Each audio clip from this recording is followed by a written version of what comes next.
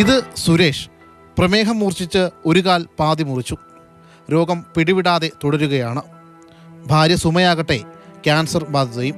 കടം വാങ്ങിയും ആകെയുള്ള സമ്പാദ്യം നുള്ളിപ്പെറുക്കിയുമാണ് മരടിൽ ഒരു വീട് പണയത്തിന് വാങ്ങിയത്. വീട്ടുടമയാകട്ടെ ബാധ്യത മറച്ചുവെച്ച പണം വാങ്ങി കബളിപ്പിച്ചു. കാശ് മോൻ ലോൺ എടുത്താണ് കാശ് കൊടുത്തത്. ഒരു കൊല്ലത്തേക്ക് എഗ്രിമെന്റ് എഴുതാ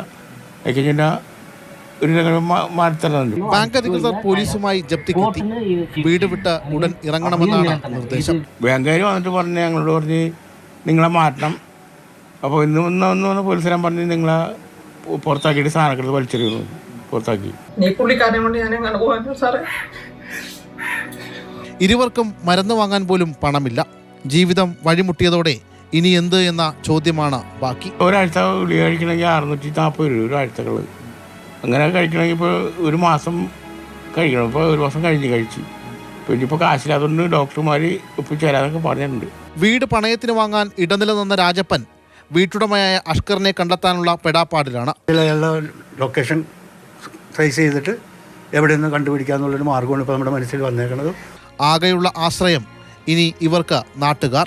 ഇപ്പോൾ ഇവിടെ വരാണ്ടിരിക്കുന്ന അഷ്കർ പിന്നെ ഇനി പൈസ കൊടുക്കുമെന്ന് ഒരു ഉറപ്പുമില്ലല്ലോ. എന്ത് ഇതിലും ഞങ്ങൾ ഇവരെ ഇറക്കി വിടും. അതുകൊണ്ട് ഇത് തന്നെ ചെയ്തും ഇവരെ ഇറക്കാൻ സമ്മതിക്കില്ല.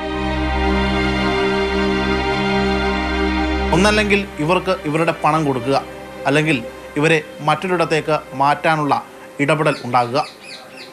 ക്യാമറമാൻ ബിനു പാമ്പയ്ക്കൊപ്പം ശ്യാമപ്രസാദ് ഉത്തമൻ, മാതൃഭൂമി ന്യൂസ്, കൊച്ചി.